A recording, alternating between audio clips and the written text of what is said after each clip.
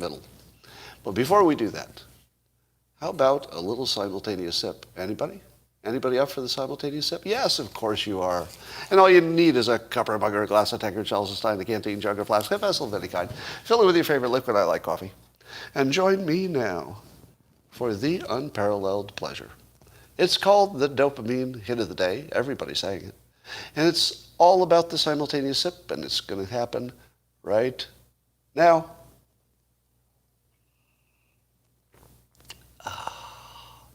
John is willing to pay me to watch the Dr. Malone interview. You're going to pay me to watch the whole 3-hour interview. Can we get any seconds on that? Can I start a GoFundMe? Oh, that would be interesting, wouldn't it?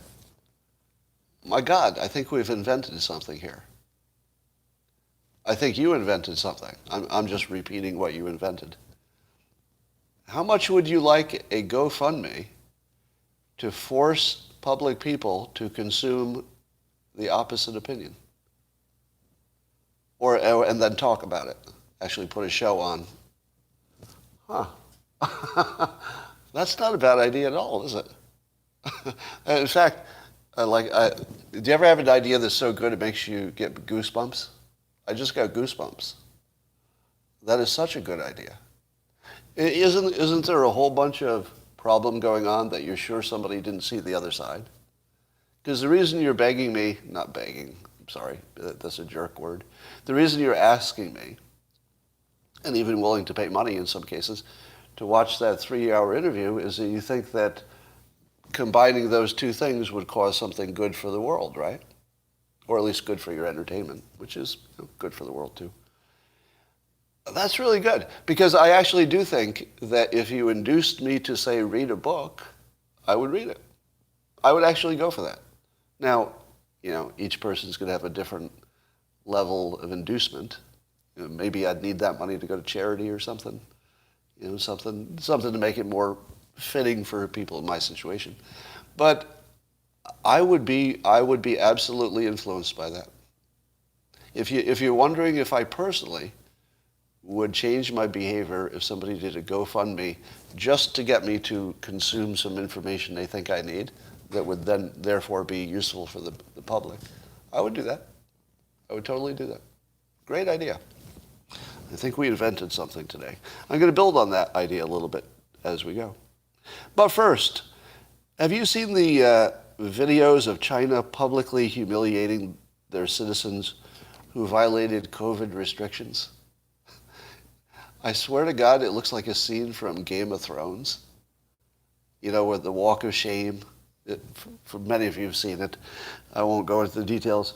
But apparently they do a big public event with lots of military people, and then the violators of their COVID restrictions wear all white outfits, and it looks like they make them put a sign around their neck with a big photo on it. And I don't know if the photo is a picture of them, or is it a picture of somebody, like that would shame them more than their own picture? I don't know exactly. I couldn't tell from it's their face. Because I think their actual face is covered with some kind of a masky situation, right? I'm guessing. So they need to be able to see their full face without a mask. I guess that's why they do it. And how would you like that process? And Viva Fry was saying this in a tweet. Is that better or worse than what Canada does? Canada will fine you $1,000 to $6,000, according to Viva, if you violate COVID restrictions. Which one would you prefer? Would you rather pay, let's take an average, would you rather pay $3,000 or $4,000 fine, or would you rather wear a sign around your neck with your picture on it and be marched around by the Chinese leaders? I don't know, they're both pretty bad. I think I'd pay the money, but your mileage might vary. All right, we're going to talk about Dr. Malone and Joe Rogan. This will not be comfortable. I promise you, it will not be comfortable. Are you ready for this? And I'm going to do it in the context of a lesson on cognitive dissonance. How to spot it so you can see it in the wild, but then also how to maybe defend against it. Now, I would say first, I do not have anything I would call solid evidence that anybody can defend against cognitive dissonance. I don't think I can do it, but I think maybe there are some tools you could use that at least have a chance. But I don't know how you would measure such a thing to know if it was working or not. Now, the problem with cognitive dissonance is if you're the one who's experiencing it, you're the only one who can't tell. You're the one who can't tell. That's the point, right? So anytime I'm experiencing it, by definition, there's a good chance that you could see it in me, but I would argue like a wounded weasel that I'm not doing that at all. That's what it would look like, all right? So if you want to know if I'm in cognitive dissonance, you want to look for the trigger first, but also, and I'll explain the trigger, usually it just means that I've done something, usually in public in my case, that would be at odds with who I think I am. So who I think I am is a person who is reasonable and rational. But if I were to be called out in public for doing something the opposite, very irrational, getting something really wrong, presumably my self-image would now be out of whack with what I actually did, and then I would hallucinate that I didn't actually do anything that bad. Oh, yeah, but you're interpreting that wrong. So you could see it in me, because I would be pedaling hard to convince you it wasn't happening. But I'd be the only one who couldn't see it. It would be invisible to me. All right. Now, here are some suggested ways to get out of cognitive dissonance, or at least maybe, and that's the best I can give you on this topic, is maybe it will reduce your risk of being in cognitive dissonance. So, and then I'm going to tie this to the Malone interview, Dr. Malone interview on Joe Rogan. And it's all going to come together in ways that will make you very uncomfortable. All right. So here's the best I can offer you for a defense for yourself against cognitive dissonance. Number one, do some. It would only take 15 minutes of your entire life to do some Googling and learning what cognitive dissonance and confirmation bias are. Now, I would argue that 5 years ago, a lot of you wouldn't know what those words meant. Am I right? But in the last 5 years, almost all of us know what that means. It's a big deal. Now, I think that some of you have known what they've meant forever, right? I understand that. But I'd say for maybe a solid third of the public, maybe half, maybe more, they were learning about these things for the first time, usually under the Trump scenario. So, first of all, know what they are. That's the starting point. If you don't know what they are, you're never going to defend against them. Number two, practice being embarrassed in front of other people. It's probably the best advice I could give you. If I were wrong in front of you about something really big, could I survive it? Yeah, no problem. No problem. Because I've practiced for decades being criticized, being wrong in public, having to deal with it, being embarrassed. I've given entire speeches with like broccoli in my teeth.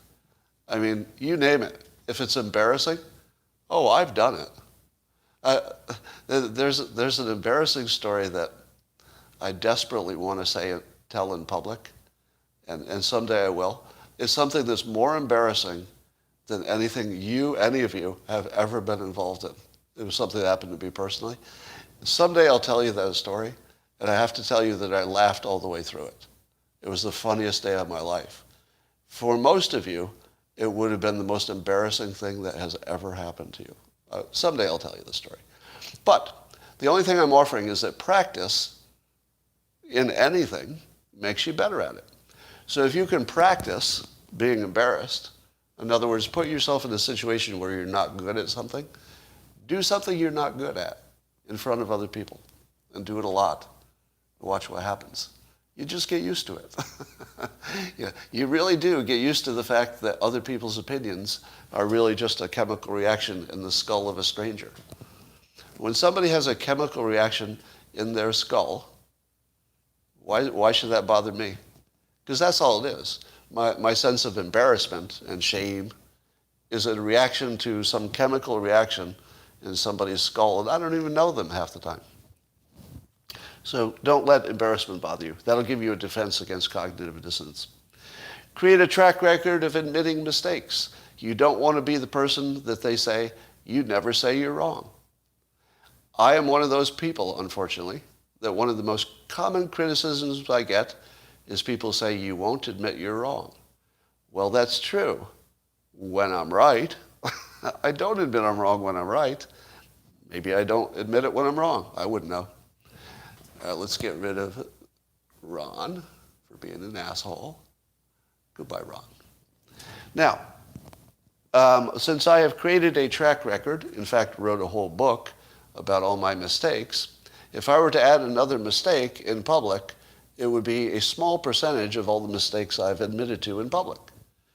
So I'm a little bit invulnerable, and it's a little bit of protection, not completely, against getting triggered by, oh, I have to defend my rightness. I don't feel that as strongly as I used to. If you asked me when I was 16 years old, do you think you could admit you were wrong? Nope. Nope. There's no way that's going to happen. But at my current age, could I admit to you that I was wrong on something really big? Yeah, I could. Yeah, I could get past that. So I have a little bit of protection. Next, let me get to this last. Think in terms of the odds. So never think in terms of something is always true or always false. As soon as you do that, you're setting yourself up to be wrong if the answer is any of those nuanced answers. So don't put yourself in the position where you've said something that can't be estimated is 100% likely to happen. If it can't be estimated, just put some odds on it. And then if you're wrong, you're like, well, I thought it was a 60% chance it would happen. But 40% chance it doesn't happen is pretty big. So it's not like I have to explain anything. So if I say there's an 80% chance of something happening and then it doesn't happen, do I get cognitive dissonance? Maybe, but there's a less of a chance because I said there's a 20% chance it'll go the other way, and that's pretty big. All right, recognize the triggers. This is the most important one, and this will dovetail into the conversation about Dr. Malone on Joe Rogan. One of the best ways you can trigger somebody is by adding nuance into a conversation where people are taking only two sides. If people imagine there are two sides and only two sides, and you know these people, I call them the binaries. They can't really see anything but the two sides. And if you do anything that's a nuance or anything that doesn't conform to exactly one of the sides, the person who's a binary will say, well, you're on the other side because you didn't agree with everything I say. So if you see a situation where somebody's sense of binary truth is violated, they will be triggered into cognitive dissonance. And that's what happened with both Dr. Malone, who was on the Joe Rogan show, and with a tweet that I made about Joe Rogan. Now, in the case of Dr. Malone is a nuanced situation because he's being called an anti-vaxxer. That's what his critics say. At the same time, he is vaccinated. He is vaccinated. And he's an expert who worked to make vaccinations for other people. He is the most, let me get rid of the absolute in that sentence. It would be very difficult to make an argument he's actually anti-vax when he's vaccinated and has worked to make vaccinations. What he is someone who has a nuance. He's someone who says vaccination good in some situations. Perhaps we should be more reserved in other situations. That's a nuance. It's not pro-vax or anti-vax. So that triggers people into cognitive dissonance. In this case, it would be the people who are pro-vax. So the pro-vax people would be triggered by the fact that Dr. Malone is a nuanced opinion. Everybody agree so far? You're all with me so far. This is the easy stuff. I'm going to get to the more challenging stuff in a minute. Okay? I'm seeing a nope on there, but only one. So don't know what that's about. All right. Now, I tweeted this morning something about Joe Rogan, which I was quite sure would trigger cognitive dissonance. Why? Because Joe Rogan is the ultimate binary situation.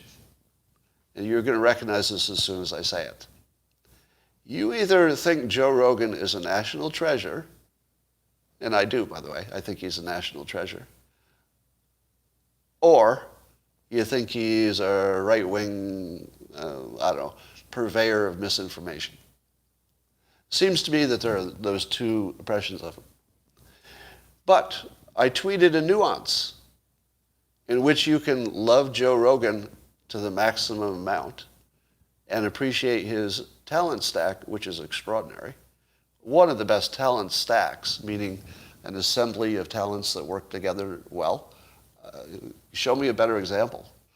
Best example of work ethic, talent stack, career strategy, and then execution, just about that you've ever seen. So I can't say enough good things about Joe Rogan and his show, which is why it's a gigantic phenomenon. But let me give you some nuance. I'll give you an example of a kitten. Let's say you had a kitten. It's a tiny little kitten, and you say, oh, this is so cute. And then the little kitten, because it's just a kitten, like claws you a little bit, but it doesn't really hurt, because it's like little kitten claws. And you just go, oh, kitten, take that hand off of me. And you've got like a little dot there, and you don't even feel it. But it's so cute. It's so cute. You don't even mind that it's like it's got nails and stuff. You don't mind it's inconvenient. Like, it's just so cute. Now imagine that your kitten was the size of a dinosaur. It's still a kitten, but it's the size of a dinosaur. And now it can kill you. Does your opinion change? Yes. And the only point is that the size of something completely changes what it is, obviously, right? There's a difference between a raindrop that can't hurt you and being stranded in the middle of the ocean, which probably kill you, right? Now, let's get to Joe Rogan. When Joe Rogan was a smaller show, if he had some misinformation on there, let's say a guest said something that wasn't true, doesn't matter. Not really. Because when it's the smallest show, it's for entertainment. It's not changing the world in any way. It's just for fun. People say things that aren't true, something to talk about. It's nothing. It's a kitten. It's just a kitten. Then the Joe Rogan show turns into the biggest phenomenon in the world. Suddenly, it's the kitten that turned into a dinosaur. Is everything the same now? If there's some misinformation, hypothetically, that came out on the Joe Rogan show, would you say, it doesn't matter. It's cute. It's like a little kitten. Take that little kitten paw out of my hand. No. Joe Rogan has now surpassed, at least for people who lean right, I think, Joe Rogan has surpassed the credibility of the major news organizations. True or false? True or false? Joe Rogan is not only gigantic in terms of audience, but has surpassed, by far, the credibility of the major media publications. True? I'm saying all trues on locals. YouTube, you got a little delay here. Would you agree with that? That for the right, people who lean right, and most of my audience does, but for us, right? There's a general agreement that he's far and away more credible. And one of the reasons he's more credible, and again, I'm going to ask for a fact check on this. Would you say that he's more credible because he is not intending to mislead you? And we can't read his mind, but we see no evidence, none, that there's any intention that is anything but positive, right? 100% agreement. 100% agreement, I'm saying. That there's no sense that money could buy him, right? Do you think money could buy Joe Rogan? Like, do you think a pharma company could say, look, I know you're doing well, but I'll give you $500 million to say our drugs are good when you know they're not. Do you think Joe Rogan would take it? What do you think? $500 million to lie to you. Do you think he'd take it? No. We don't know, right? That's in the realm of anything's possible. But no, you would not believe that for a second. Because he's doing well, and why would he suddenly turn from a force of unambiguously good to like the darkest evil? That wouldn't happen. But would the news do that? Would any of your news platforms or even social media, would you trust them to not take $1 billion to say something that wasn't exactly true, or maybe de-emphasize something, which ends up the same? Do you think the major platforms would turn down $1 billion to say something that wasn't exactly the best thing for the world? Well, don't know. I don't know.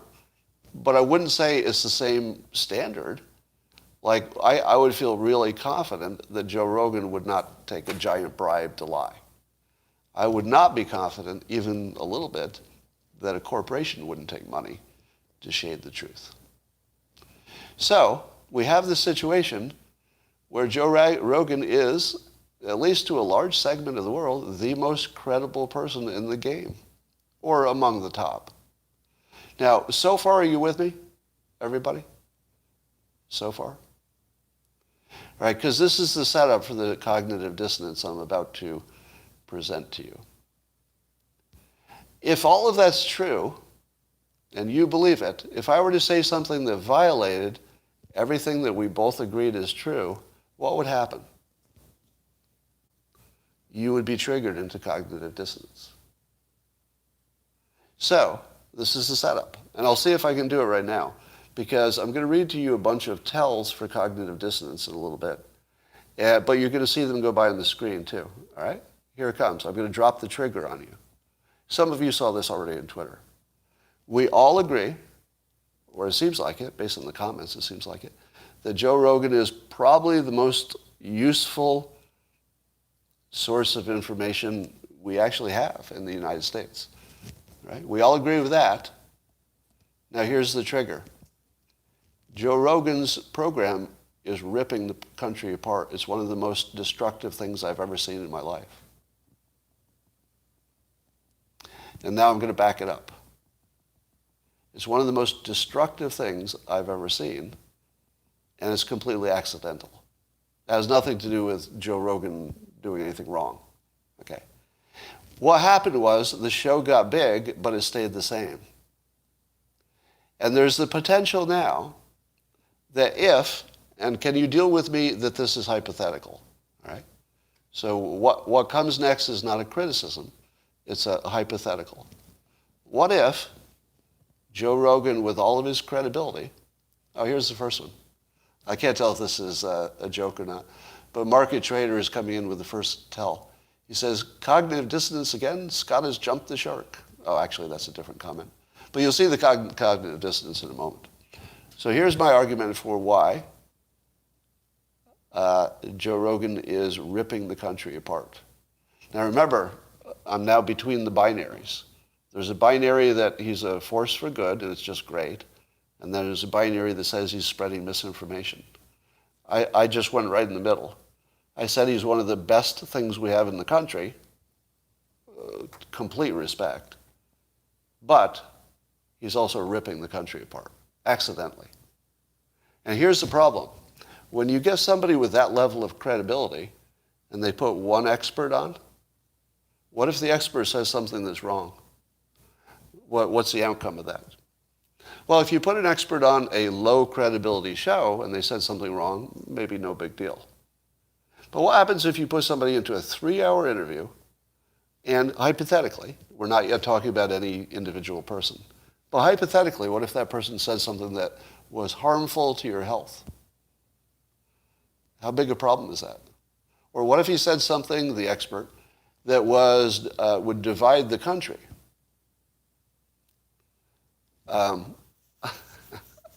Is Scott having a Malone and you moment?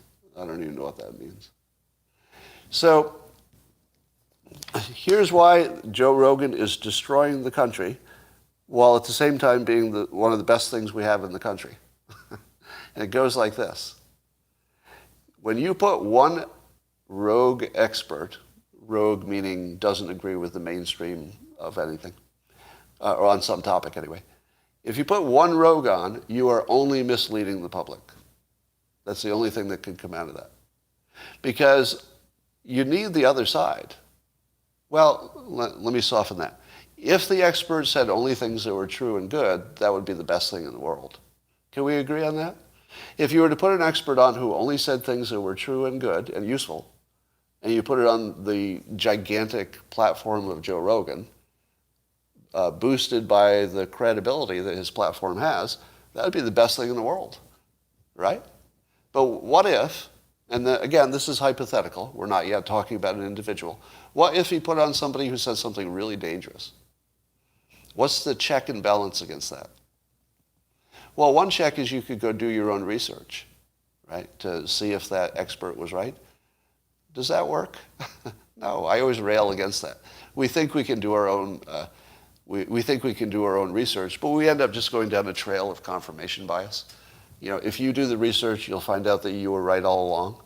And if I have the opposite opinion and I do my own research, what am I going to find? You did your own research and found out you were right all along. I disagree with you and I do my own research. Is there any chance that I'm going to see the same thing you saw and then agree with you? No. We're both going to do our own research and come to different conclusions. That's why doing your own research is actually a joke for most of us. Right? I would still say do it, right? You know, it's better than not doing it. But you're going to mislead yourself a lot of times. So be careful about that when you do your own research. So let me give you this proposition. How many of you would say that hearing one side of an argument is better than hearing two sides? Nobody, right? Nobody would say that, right? There's nobody, not even, I think this is one thing you could say as an absolute that you could get away with. There would be no reasonable person who would say it's better to hear one side of an argument than two. Who would ever say that? Nobody. But the Joe Rogan model, again, didn't matter when it was a small show, but now it's really important. When he shows one point of view, and a lot of the country think there's a mistake there, like a big one that could matter to people's health, that's a problem. That is a big, big problem. And that's where we are right now. And let's talk about Dr. Malone and what he may have gotten right and what he may have gotten wrong. One of the things I hear from his supporters and defenders is that he's an expert. He has lots of expertise, and so we should mention him. So I did listen to the first, 45 minutes or an hour of the Joe Rogan show. I'll watch the rest of it. You don't have to pay me. So I do plan to finish it. But I have enough now that I can make my point. So the doctor was asked, and I love this technique, by the way. Instead of Joe Rogan introducing somebody, and I use the same technique, I ask them to introduce themselves, because they'll tell you the things you need to know for the topic. So when Dr. Malone is asked for his expertise, have you heard the list of his expertise? It's pretty damn impressive, right? I mean, he just goes on and on about, the trials he's run and the different degrees he's gotten and the things he's worked on. And oh my God, it's really impressive. So we can all agree on that, right? That's all impressive. But what are the two things that he is most being talked about? I would say the two things that have come out of the interview, and since I haven't watched the 3 hours, I don't know how much is buried there, but in terms of the things that emerged out of it as the clips or the highlights, I would say two categories have emerged. One is, why did he get kicked off of Twitter? So he got booted off of Twitter, and when asked which tweet, Joe, of course, asked the smart question, which tweet or tweets got you kicked off Twitter? Do you know what Dr. Malone said? He said he didn't know. He didn't know. Now, I think that could be true, because I think Twitter doesn't tell you specifically. But other people know. Other people believe that he got kicked off the Twitter, not for something that happened within his expertise, but when he left his expertise and did a data analysis, because he may have been analyzing something that was within his expertise, but data analysis, I don't believe, was part of his stated expertise. So when he left his expertise to say that this study is a good one or a bad one, other people that I rely on to tell me if a study is good or bad said, no, that's a bad study. So you have the people who are actual experts at knowing whether a study looks legitimate just by even what they tell you about it. The people who are actually experts, and I don't have an indication that Dr. Malone is an expert on data analysis, but if he is, let me know. I would change my opinion if that's true. But the people like, say Andres Backhouse, I use him as my example a lot. When he looks at some of the things that come out of some of the rogue doctors, he may have a different opinion. So Twitter, presumably, and again, we need to learn more, but Twitter presumably banned him because he mentioned a study or a fact that other people say you're reading it wrong. Okay? So the whole Twitter got kicked off is something outside of his expertise. Who would disagree with that? Is the good doctor also an expert, beyond being an expert on the topic? So I'm agreeing he's an expert on the topic. Only data analysis as a field, I'm saying he didn't claim expertise. Right? And Andres Backhouse could be wrong as well. That's correct. So we're getting to the point where if you don't have two experts, you don't have much of anything. Then the second thing he talked about that's getting a lot of attention, trending on Twitter, is mass formation psychosis. And he quotes some experts on that. Now, did Dr. Malone say that he was an expert in this field, the mass formation psychosis? I don't believe he made that claim, right? Can you fact check me? I don't think there's any claim like that. So, you have the good doctor who, within his area of expertise, as far as I know, I don't have anything to disagree with him about. Does anybody have an example? Because you've seen more of it. But I'm not familiar with anything he said within his expertise that I disagree with. Has anybody seen any example of that? If you know my opinions as his, I don't think we disagree. Now, he has made some speculation about why he got kicked off of Twitter, and although he doesn't have a specific theory about why it happened, he speculates that it might not be about just the accuracy of his information. Could be, maybe, political. What do you think? Do you think that it's political why he's being taken off? It's a good argument, right? I think you could argue that it looks political. Now, whether or not it's right or wrong can be a separate argument from whether the reason he's being taken off is political. I think we'd agree on that, right? So, those who say, and I think Joe Rogan and Dr. Malone would agree, that free speech has to trump accuracy. Would you agree? That free speech as a standard has got to be more important than accuracy, because we all get stuff wrong. You want a situation where free speech fixes the inaccuracies, right? So you're free to say something that's wrong. Other people are free to correct you. Self-correcting system.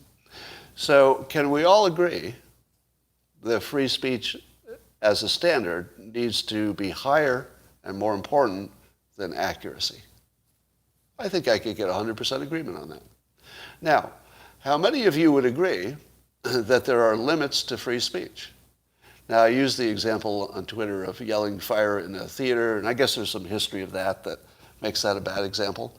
But can you say things that are clearly untrue that would get the public damaged, for example? Do you have the freedom of speech to say you can cure your COVID by drinking poison? Do you have that freedom of speech? Actually, I don't know. That's not even a rhetorical question. Do I have the freedom of speech? Let's say I'm an expert, to make it worse, right?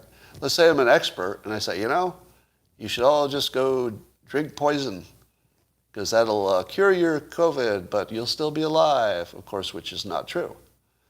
Do I have the freedom of speech to do that? The bleach thing never happened. It got a little complicated, right? Most of the people who are answering with a yes or no are saying yes. Yeah, I do have that. I do have that freedom. But should the social media companies, who are not exactly bound by the freedom of speech Second Amendment, because that applies to the government, not to private companies, does a private corporation have an obligation to use their best judgment to get rid of something that's so dangerous that lots of people would die from it? Does the social media platform have that obligation? They certainly have the power, and they certainly have the right. You'd agree with that, right? They have the power because they do it, and they have the right because they're not a government organization. So they have both the power and the right to do it. Should they? So, suppose let's make it a little tougher for you. So you could argue whether somebody's specific information was good or bad for the public. But let me make it harder for you. Suppose you knew for sure that the information would kill people and there would be no upside. What if you knew for sure? What would you do then? You're Twitter, and you see some information, and it comes from a top expert, and let's say, this is a hypothetical because nobody could know for sure. I think we can agree, right? Nobody's that sure. But let's say, hypothetically, you did know for sure it would kill people, and a lot of them. What do? What would you do? Let me ask you. You're the CEO of Twitter, and there's some information you could block or you could allow. If you allow it, you're sure, because this is a hypothetical, you're sure 1 million people will die. What do? You're CEO of Twitter, go.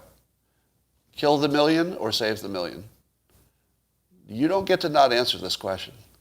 Yeah, you got really quiet on that question, didn't you? Yes or no? Do you kill the people or do you let them go? A lot of you, some would say save, some would kill them. All right, so I appreciate that. There are free speech absolutists who say they would let 1 million people, innocent people, die to preserve free speech. Now, you could agree with that or disagree with it, but that's at least a credible opinion, right? I mean, there's plenty of room to disagree, but that is a fair opinion.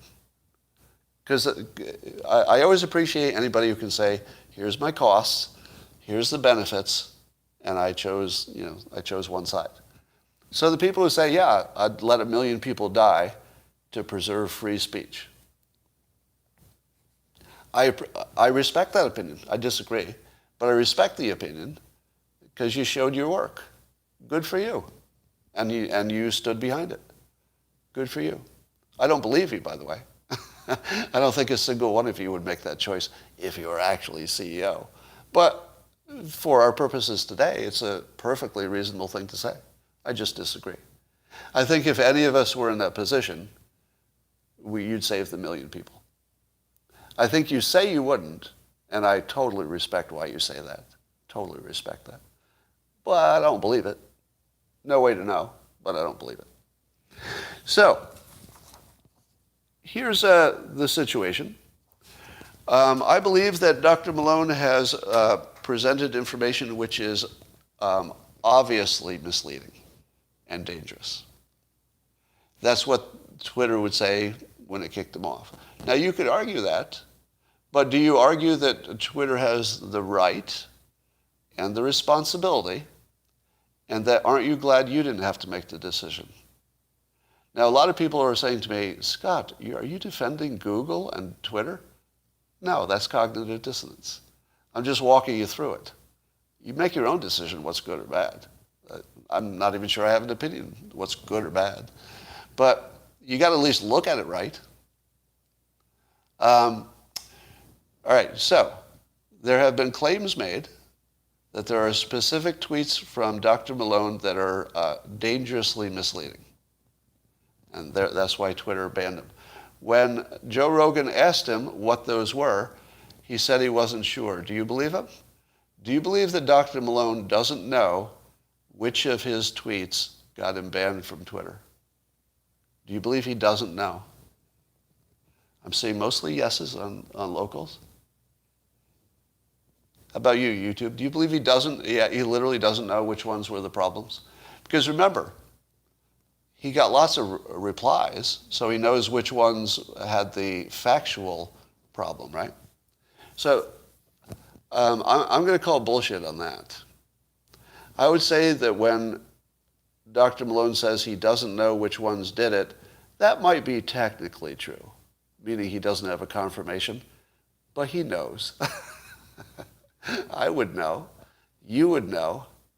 Do you think that you wouldn't know which one of your tweets got you kicked off? You would know. Yeah. No, I can't read his mind, right? Whoever said you're mind reading, absolutely right. That's a good comment. Can't read his mind. But you don't think he's aware of which factual data he got the pushback from at exactly the time that Twitter banned him? I don't think there would be anything he would have heard of more than which of those tweets he got banned for. He knows. Now, it is, I think I'm not going to call him a liar, because when he says he doesn't know, I think that's technically true. You know what I'm saying? If Twitter hasn't confirmed it, that's true. He doesn't know, but he knows. He knows. Anybody in that situation would know. You could not know. How could you not know? Oh, here's one. There we go. Boom, boom. So I'm going to be calling out all the tells for cognitive dissonance. Here's one I've been waiting for. Keep digging a hole for yourself. So that one and accept the L, those are cognitive dissonance. And it has nothing to do with agreeing or disagreeing with me. It's just the discomfort that I've shown you that it's not a binary. And people are just floating around trying to figure out what to do now that they're confused. All right. I have no idea what information Dr. Malone put out there that was the problem. I have seen things he's put out there that were debunked in a way that I thought were just really obviously debunked. But I could be wrong about the debunk. So here's the question, and I guess the request. Here's a request to Joe Rogan. In his current model, which just evolved from the kitten to the dinosaur, his current model is damaging to the country. It's seriously damaging, very damaging. The interview with Dr. McCullough, I think, was pure damage to the country, pure damage. And I think the Dr. Malone interview is pure damage,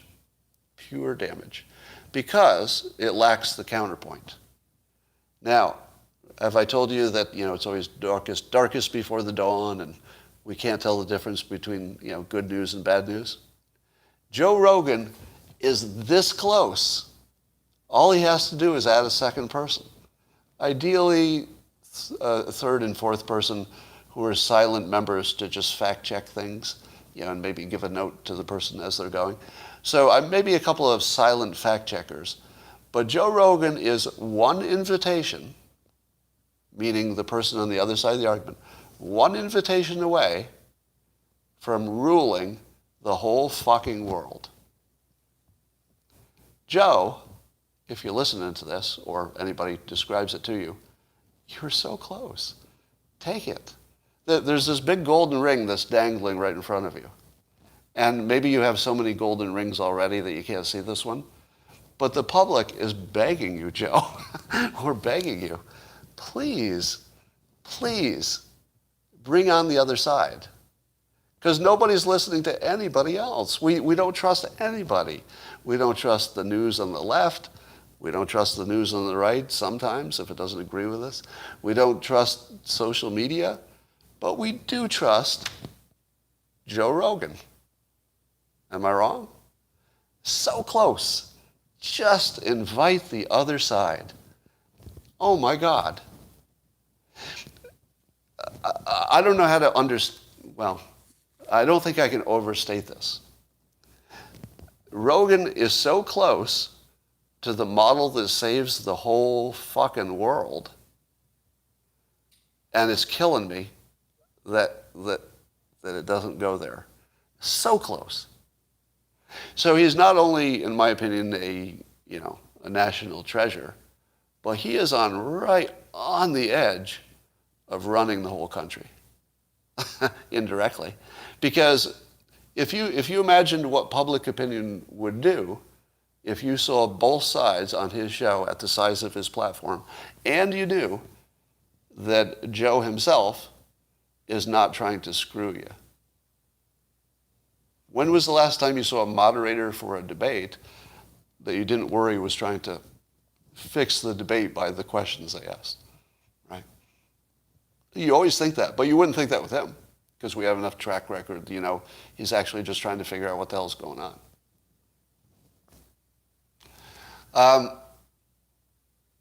Somebody says that the other side will not show up. Absolutely not, no. Let me ask you this.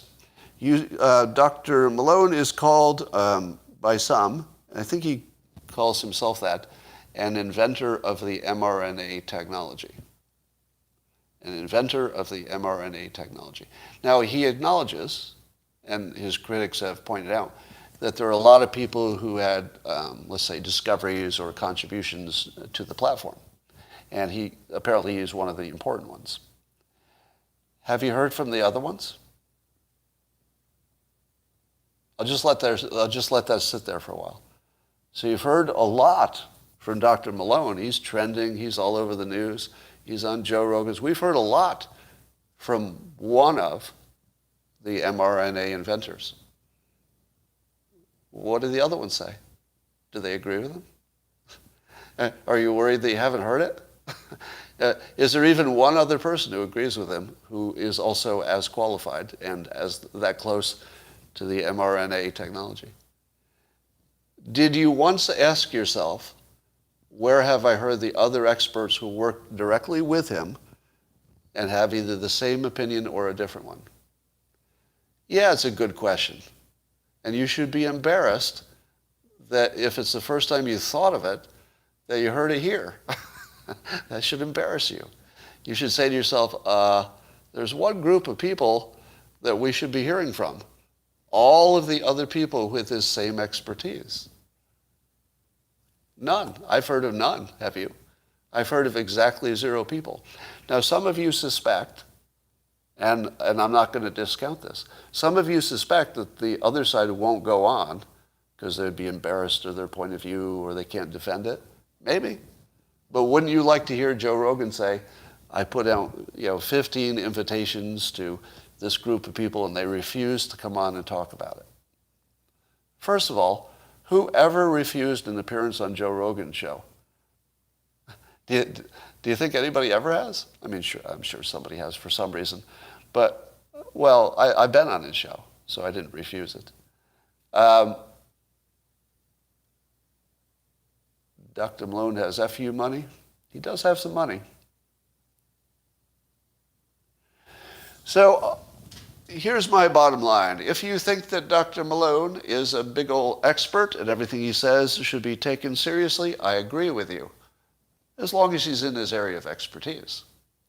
When he goes into my area of expertise, it looks silly.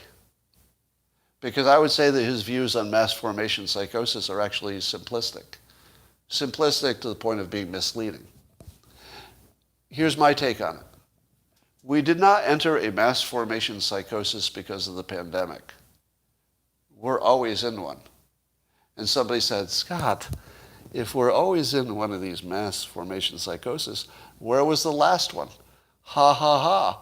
If we're always in one, how come we're only having this experience of everybody like hallucinating and being weird when we're in a pandemic? Give me one other explanation or one other recent scenario, Scott, since you say this is all over all the time. Give me any other example of a mass formation psychosis. Go, Scott. See if you can do that. To which I say, have you heard of Trump derangement syndrome? We all lived through it, right? That's a mass formation psychosis. Did we need a virus to get there? Nope. We were already there. You want another one? Climate change. I'm seeing somebody suggest that 911 was a mass formation psychosis. I accept that. I will accept that. I know it's a little more complicated, but I think there's enough of that. Yes. So, have I, in, let's say, 60 seconds, with my understanding of the topic, psychology, hypnosis, etc., have I debunked the doctor's point of view by showing you that it adds nothing to the conversation? We are always in this state. Now, we weren't always in as much of a dangerous state of this because communication is so much better. Everything's faster and bigger and ramped up. And, of course, the business model of the news and social media gets us all clicking on whatever makes our blood boil. So this was always a possibility, but in our modern times, because of the social media and the news model, etc., this is now permanent. I would argue that when Germany was the example, it was an exception. How many of you will accept my interpretation? That Germany was an exception because during those times, they didn't have good communication, etc. It would be a little bit harder for one of these to form. But today it forms instantly on every topic because we go binary on everything. So as soon as you go binary, you've lost all reason. So this is a permanent situation. And Dr. Malone is famous for this and clearly over-interpreting it. I won't say wrong, because I agree that this is a thing.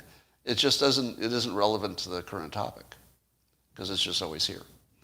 And data analysis, I would look to people who are better at data analysis than I am, but also better than he is. And they say, you got some real trouble with some of the things that you've forwarded. Now, what happens when you tell people who think that Joe Rogan is the answer to everything, that he's destroying civilization with these one expert interviews? Do you think that people will say, well, that's a good point. Yeah, you got me there. That is a good point. Probably not.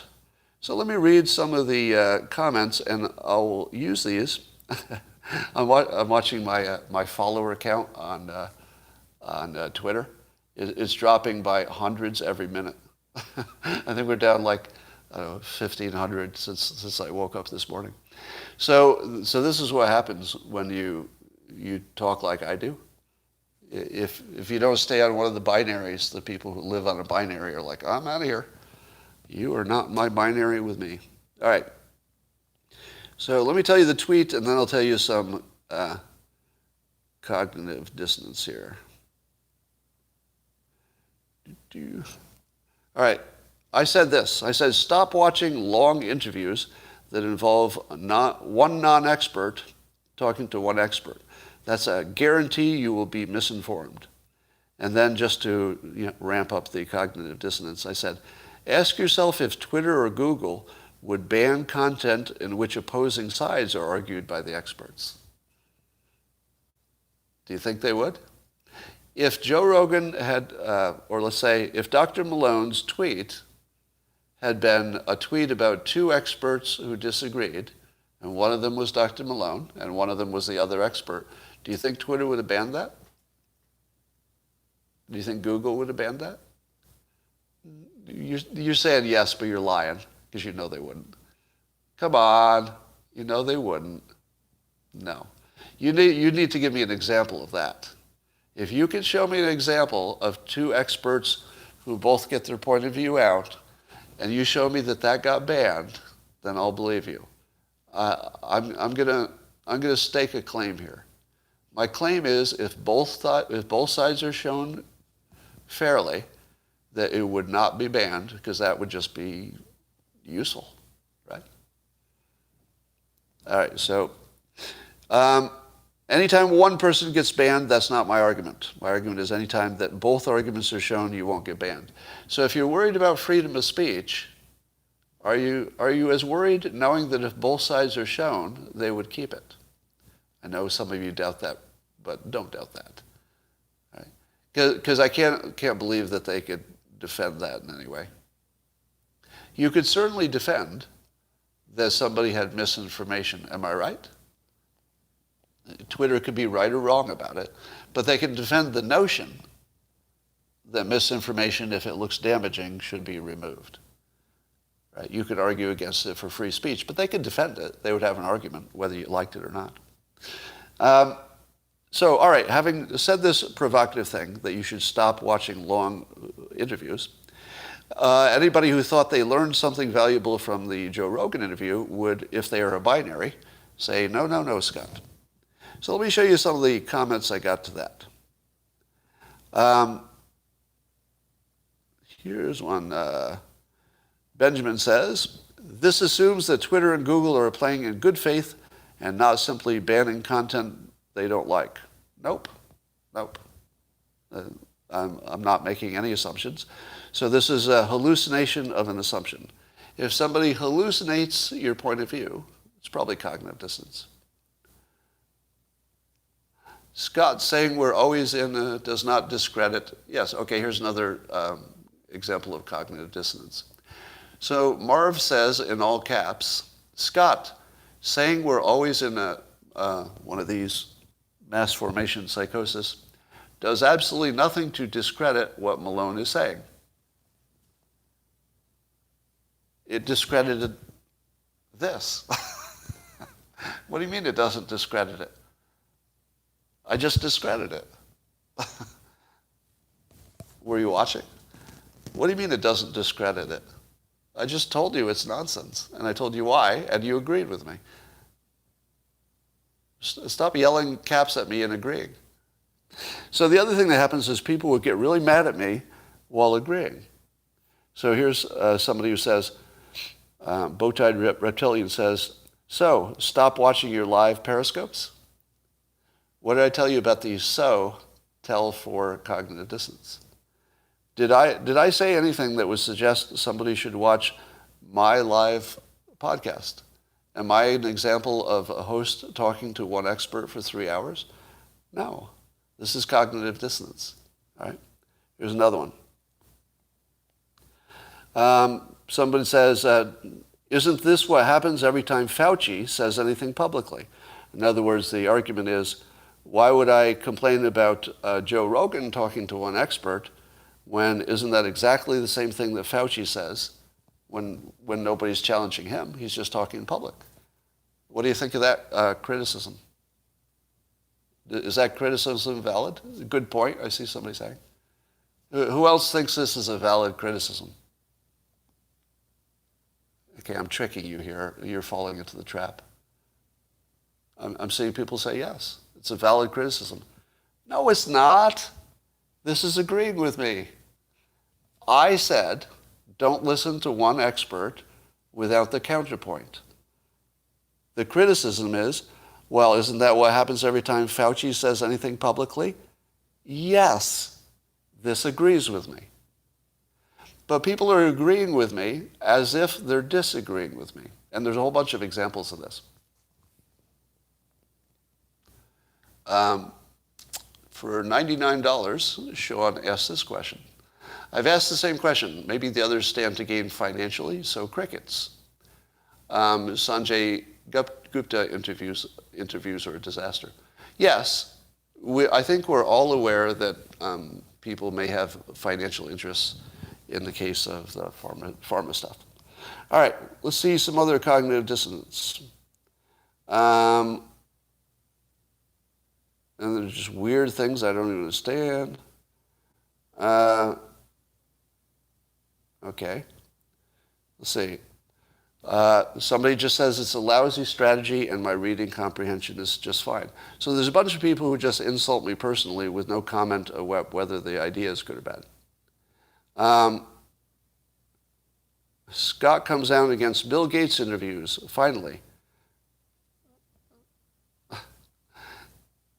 Again, this is somebody who's arguing as if I'm not agreeing with him. Do I think that you should agree with everything that Bill Gates says without having an expert next to him? I've never said that. You should also doubt what Bill Gates says. Yes, that is exactly agreeing with me, as if you don't agree. Let's see. Um, the problem is that this would only be useful to an expert audience. Really? You think two experts talking would only be useful to an expert audience if Joe Rogan were the host? You don't think Joe Rogan would force them to speak in common language so everybody understood it? Of course he would. That's what he does. That's why he's Joe Rogan. That's why he's Joe Rogan and you're not. Because that's what he does. He makes people talk in a way you can understand them. Joseph is just here for the ratio, so he's pretty sure that what I've said is dumb. Here, Vaping Rock says, except no expert, quote, expert, is willing to debate Dr. Malone. Really? You don't think I could find a data analysis expert who would say that that tweet that probably got you kicked off of Twitter is wrong and here are 3 reasons why? You don't think we could find a data analysis expert? I think you could. I think you could. Somebody says it's a risk of being misinformed, but far from a guarantee. It's closer to a guarantee. Now, I'll acknowledge that this is an opinion, so it's not, I can't debunk an opinion. But I think the risk in these 3-hour interviews, since we've watched quite a bit of them, I think the risk is it's closer to a guarantee of being misinformed. And part of the reason is that what makes a guest interesting is they're a rogue. They're saying something that the others don't say. So I think if you're selecting from the field of people who say non-mainstream things and you let them talk alone for 3 hours, I think that is always going to be closer to misinformation than useful. Not 100%, but maybe 80% of the time it would be a bad idea. And 20% of the time it would be just tremendous. Something like that. Here's the other one. Just take the L, Scott. Now, what would I take the L for? Is it because somebody disagrees that hearing both sides of an argument is good? No, nobody disagrees with that. So here's somebody who's sure I'm taking the L, will not disagree with anything.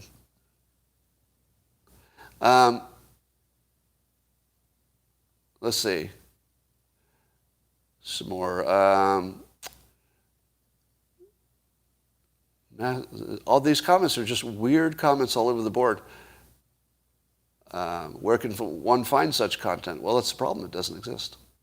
Oh, here's somebody saying Rogan envy is a thing. So that my reason for saying that having one expert instead of both sides is that I have Joe Rogan envy. Does that sound like an insightful comment? Let me ask you this. Who doesn't have Joe Rogan envy? If you don't have a little bit of Joe Rogan envy, maybe you're not familiar with his content. Addison says, are you an expert in persuasion? And if you had ever had another persuasion expert on your show? I don't think any persuasion experts would disagree with me. So that would be a weird case where I understand what you're asking, but you'd have to have at least the suggestion of disagreement. There would have to be some reason I think somebody would disagree. I'm not aware of anything I've said that a persuasion expert would disagree with. But let's say there's a situation where on Twitter there's a persuasion expert who disagrees with me on something specific. That would be a good idea. In fact, I'd like that. Maybe I could learn something. But in most cases, if a persuasion expert disagreed with me, they could cover the entire thing with a tweet. Right? So if a persuasion expert disagrees, here's the whole argument. You said X. Here's a study that says maybe it would go the other way. You don't really need 3 hours for that. Right? But that was a good question. All right, how about just lots of side comments that act like they're disagreeing and that's not? Patrick says, what if I listen critically? Well, that's better than not, but it's not going to get you. Listening critically won't tell you what you weren't told. That's what you need the other expert for. You don't know what's left out when an expert's talking, unless it's obvious. So that's why you need somebody who knows what's left out. And Just go F myself, okay. Every interview of every expert in the history of ever then, I'm being asked as if that's criticizing my point. No, that's agreeing with my point. That the way we've always done it is always wrong, and it will never be right no matter how long you do it. Here's another so tell. This one says, so basically, don't listen to an interview with an expert because you'll be misinformed. Now, did I say that? Did I say you shouldn't listen? Well, I did, but in the sense that you shouldn't take it too seriously. Only 2 or more experts to be properly informed? Yeah, I would say that is roughly my suggestion. And then he ends with, do you see how ridiculous this sounds?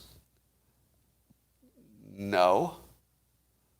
No, I don't see how ridiculous this sounds. Let me read it again. He goes, so basically, don't listen to an interview with an expert because you'll be misinformed. Only 2 or more experts to be properly informed. Yes, that is exactly my opinion. And they says, do you see how ridiculous this sounds? To which I say, no. Anything else? Oh, and then he goes on to say, I guess all of my college lectures were misinformation courses then. Oh, okay, I see where he's going. So here's the clarification. If it's a mature topic, then one expert is fine. Because in a mature topic, you don't really have disagreement. So for example, if your math teacher teaches you how to add, do you need the other expert to tell you that that's wrong? No, because it's a mature topic and there's no disagreement. But on a new topic, Professor Dunleavy, I would say on a new topic where it's obvious there could be or is disagreement, that's when you need the other expert. Okay? You don't need a second expert when there's no disagreement to be had. What about the flat earth, you say? Special cases are just special cases. All right. And then, all right. Well, if you want to read lots more examples of cognitive dissonance, you can do that. So, have I made my point that Joe Rogan can be both a national treasure, but because of his size and the one expert model, that he is super destructive at the moment, with that specific thing? Thank you. Some people still saying no. Now, I won't disagree that having one expert on could be better than none if it's a new point of view. Because at least you can see the counterpoints in other places, etc. But it's a terribly risky thing to do. Yeah, it's super destructive. Because right now it is changing people's opinion about vaccinating or how they should approach the pandemic. And if people are making real life and death decisions, and they are, you want the other side because it's controversial. If it were not controversial, let me say this. If Joe Rogan had an expert on that says, hey, we should be paying more attention to fitness and health, do you think that I would say, oh, Joe, I'd like to hear the other side of that? I'd like to hear the person who says you shouldn't pay attention to fitness and health? No. No, because there's no debate. It's only when there's a debate. Now, years ago when I used to do something called the Dilbert newsletter, I don't do that anymore, I came up with an acronym called BOCTOW. That's how you'd pronounce the letters. And it stands for, but of course, there are obvious exceptions. And I've often said that the reason that most people disagree with me is that they forget the BOCTOW is always implied. BOCTOW, but of course, there are obvious exceptions, should apply to everything I say all the time. So when the professor said, oh, so you're saying that my lectures are not good, the actual reply to that is, but of course there are obvious exceptions, and a lecture would be one, because there's no counterpoint to it.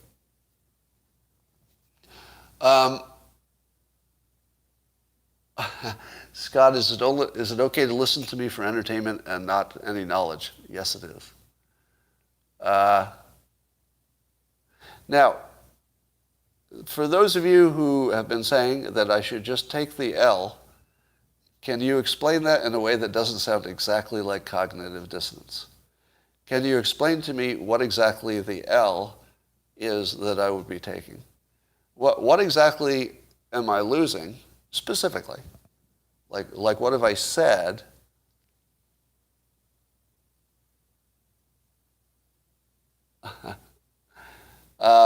So Donnie is questioning the one expert thing.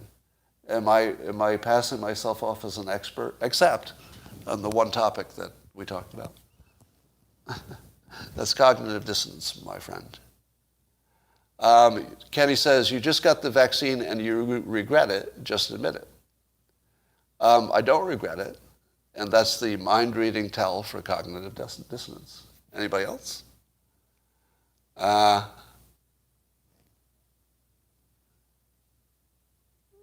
You're not an expert on it?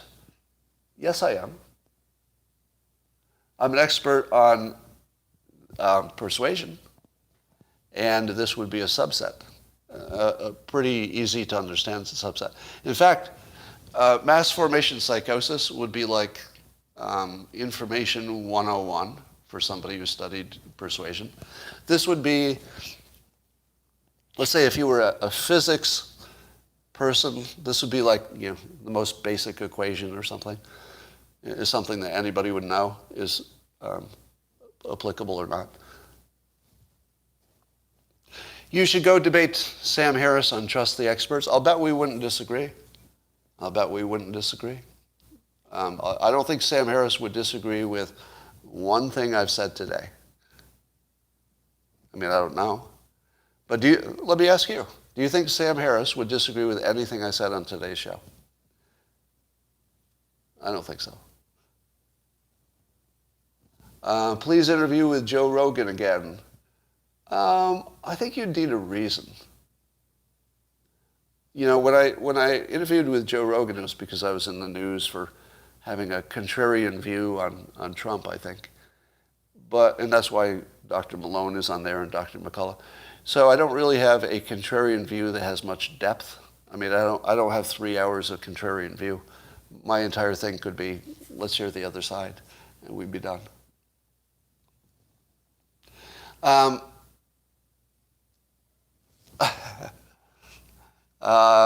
So you can't simply misrepresent Professor Desmond's work and then discuss the disfigured result.